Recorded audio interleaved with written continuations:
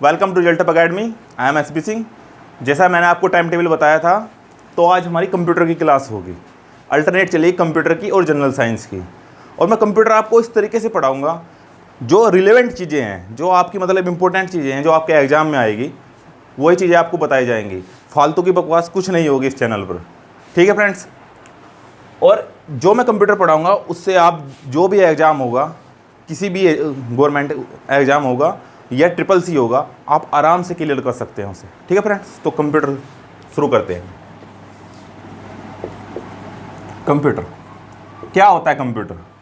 Computer basically एक word से मिलकर बना है जिसका नाम है कंप्यूट, जो एक ग्रीक वर्ड है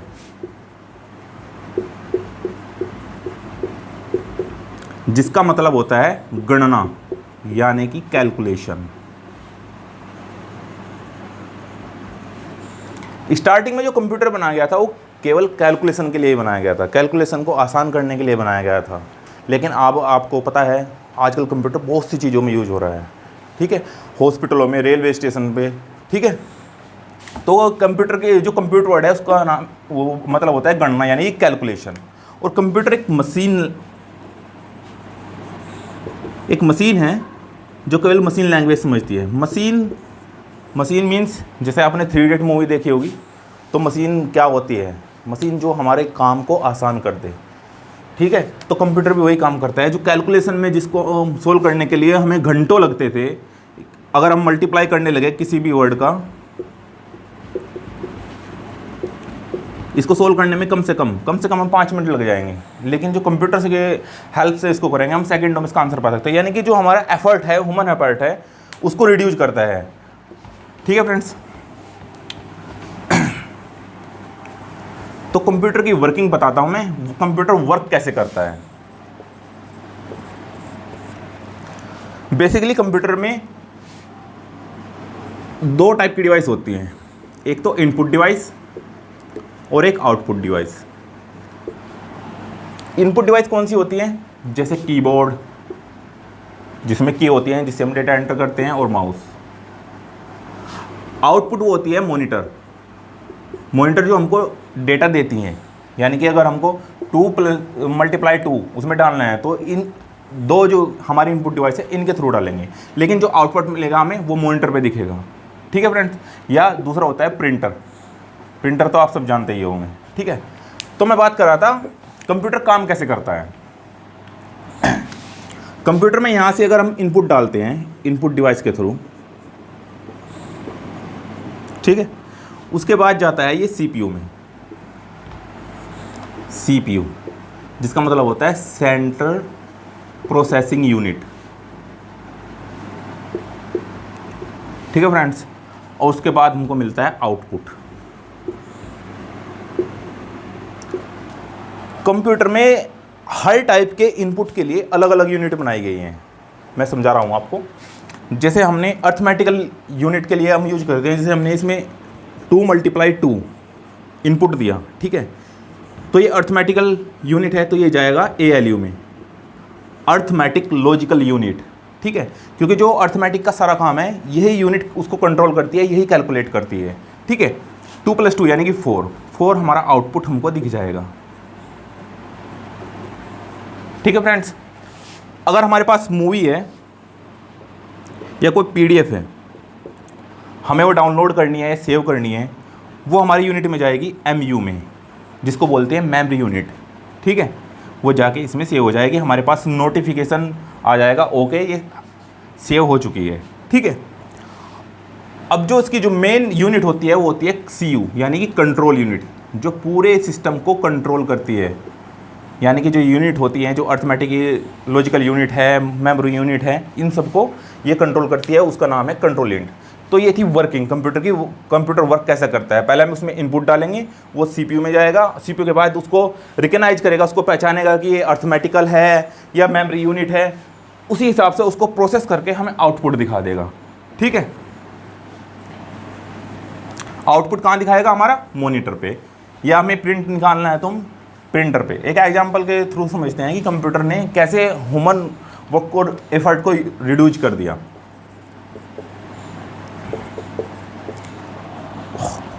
मान लिए शॉपकीपर है, कोई दुकानदार है बहुत बड़ा, ठीक है, उसके पास बहुत सारे कस्टमर है, बहुत सारे ग्राहक आते हैं उसके पास। जाहिर सी बात है अगर कोई पुराना शॉपकीपर है उसके पास जो ग्राहक होंगे उनका उधार भी रहता होगा, ठीक है।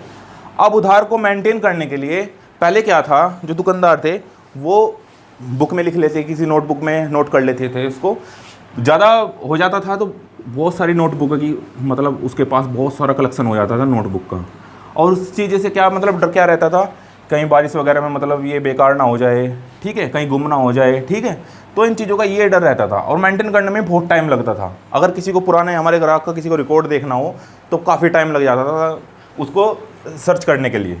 लेकिन जब से कंप्यूटर आया है, मोस्टली दुकानदार ने अपनी दुकान पर कंप्यूटर को यूज करना शुरू कर दिया है। इससे क्या होता है, ये मतलब जो डेटा होता है उसको मैनेजमेंट करते हैं। डेटा मतलब कस्टमर का भाई कितना उधार है, कस्टमर कैसे लेके गया, ठीक है।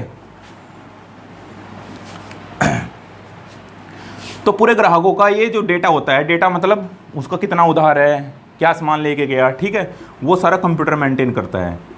और एक क्लिक करने पे, यानी कि जो ग्राहक का नाम सर्च करते ही मतलब सेकंडों में उसकी पूरी डिटेल आ जाती है, इसने कब कितना उधार लिया। समझ में आ गया, ठीक है। बड़ी बड़ी फैक्ट्रियों में भी यूज होता है कि उनके पास कितना स्टोर में सामान पड़ा हुआ है। तो कंप्यूटर ने काफ़ी ह्यूमन एफर्ट रिड्यूस कर दिया है। अब दूसरी बात होती है कंप्यूटर की कंपोनेंट की। कंप्यूटर में मतलब कितने कंपोनेंट होते हैं। कंप्यूटर में बेसिकली दो कंपोनेंट होते हैं, एक तो होता है हार्डवेयर और दूसरा होता है सॉफ्टवेयर। हार्डवेयर की बात करें तो हार्डवेयर वे चीज़ें होती है जिनको हम टच कर सकते हैं, यूज कर सकते हैं। टच करने के बाद समझ में आएगी चीज़ें, जैसे हमारे पास माउस है, कीबोर्ड है, मतलब इन चीज़ों को हम यूज कर सकते हैं, टच कर सकते हैं, ठीक है। अगर इनमें कुछ प्रॉब्लम आ जाती है तो मतलब इसको ओपन करके खोल के इसको ठीक भी कर सकते हैं, ठीक है। मतलब हार्डवेयर में चीज़ें होती है जिनको हम आंखों से देख सकते हैं, जिनको हम टच कर सकते हैं, वे चीज़ें होती हैं हार्डवेयर। अब बात करते हैं सॉफ्टवेयर। सॉफ्टवेयर को हम आंखों से देख तो सकते हैं लेकिन इसको टच नहीं कर सकते, ये नॉन टचेबल होती हैं। मीन्स जैसे आपके फ़ोन में व्हाट्सएप है, व्हाट्सएप को भी प्रॉब्लम करती है, ऐसा थोड़ी है आप फ़ोन से व्हाट्सएप को निकाल को उसको ठीक करके फिर डाल दोगे। तो मतलब ये नॉन टचेबल चीज़ें होती हैं, उनको बोलते हैं सॉफ्टवेयर, ठीक है। अब बात करते हैं सॉफ्टवेयर। सॉफ्टवेयर किससे बनता है। सॉफ्टवेयर कलेक्शन होता है प्रोग्राम का, कलेक्शन ऑफ प्रोग्राम। अब प्रोग्राम के बारे में बताऊं मैं आपको। जो प्रोग्राम होता है, बहुत सारे प्रोग्राम मिलके एक सॉफ्टवेयर बनाते हैं और जो प्रोग्राम डिज़ाइन किया जाता है वो बहुत सारी लैंग्वेज है, हमारी कोडिंग लैंग्वेज है जिनमें प्रोग्राम को डिज़ाइन किया जाता है, ठीक है। वैसे तो बेसिकली आपके समझाने के दो तरीके से, एक तो सिंपल तरीका ये है कि आप ये जनरल सी बात है, एक होता है इंस्ट्रक्शन। जो प्रोग्राम कलेक्शन होता है वो इंस्ट्रक्शन का होता है, यानी कि बहुत सारे इंस्ट्रक्शन मिलके एक प्रोग्राम बनाते हैं। अब आप पूछोगे इंस्ट्रक्शन क्या होता है, ये होता है निर्देश। मतलब ये बातें हैं, जैसे आपने लैपटॉप ऑन किया, आपने यूट्यूब चलाया, ठीक है, उसके बाद आपने कोई पीडीएफ ओपन कर ली, ठीक है, उसके बाद आपने क्या किया, अपना वेबकैम चला लिया, ठीक है। ये सब चीज़ें क्या होती है, इंस्ट्रक्शन होते हैं कंप्यूटर के लिए, ठीक है। उसको हम निर्देश देते हैं, इंस्ट्रक्शन देते हैं कि ये चीज़ें ओपन कर दो। यूट्यूब ओपन करने के लिए हम यूट्यूब डालते हैं ब्राउज़र में तो उसको इंस्ट्रक्शन जाता है कि यूट्यूब ओपन करना है, ठीक है। अगर हम कंप्यूटर में कुछ भी या कैलकुलेटर ओपन करते हैं तो कंप्यूटर को इंस्ट्रक्शन जाता है कि हमको कैलकुलेटर ओपन करना है। तो बहुत सारे इंस्ट्रक्शन मिलके, सिमिलर इंस्ट्रक्शन मिलके एक प्रोग्राम बनाते हैं और प्रोग्राम बहुत सारे मिलके एक सॉफ्टवेयर बनाता है, ठीक है। समझ में आ गया ना क्या होता है इंस्ट्रक्शन। अब जो प्रोग्राम होता है बेसिकली,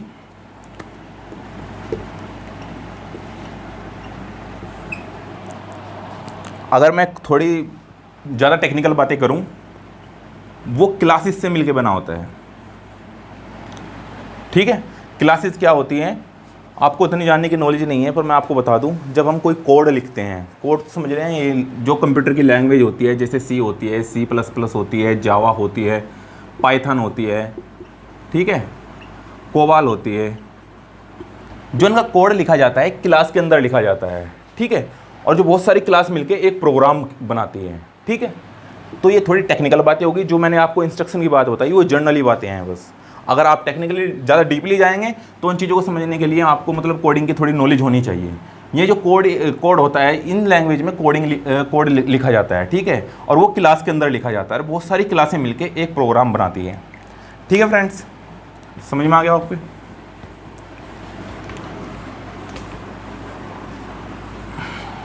अब बात करते हैं कि फादर ऑफ कंप्यूटर,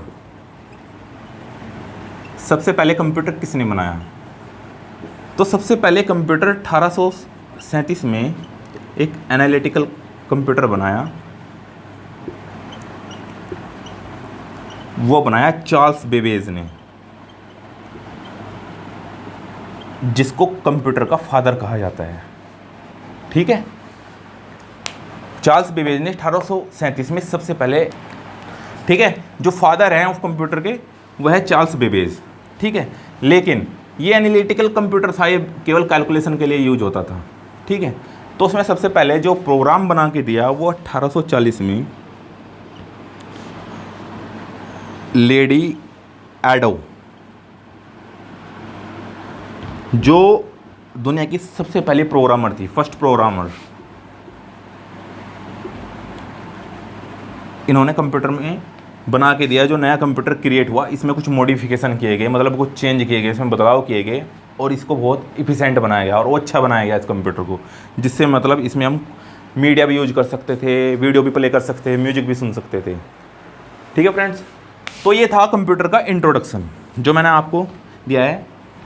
और नेक्स्ट क्लास अल्टरनेट है, जैसे ये आपको पता है।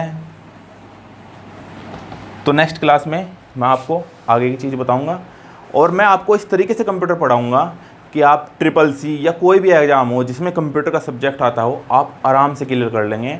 आपको ज़्यादा लोड लेने की ज़रूरत नहीं है। और फालतू चैनलों में जैसे बहुत सारी चीज़ें हिस्ट्री जो भी सब पढ़ा देते हैं।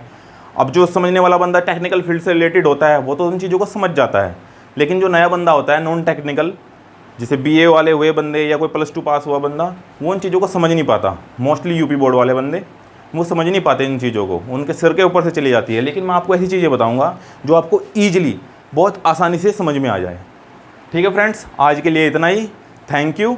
और मैं आपको बता दूं, जो से रिलेटेड जो मैं आपको PDF प्रोवाइड करवाऊँगा, आपको वेबसाइट पता ही है resultupacademy.com, और आप हमें फेसबुक और इंस्टाग्राम पे फॉलो कर सकते हैं। अगर आपको वीडियो पसंद आई हो तो वीडियो को लाइक करें और ज़्यादा से ज़्यादा शेयर करें, ठीक है फ्रेंड्स, थैंक यू।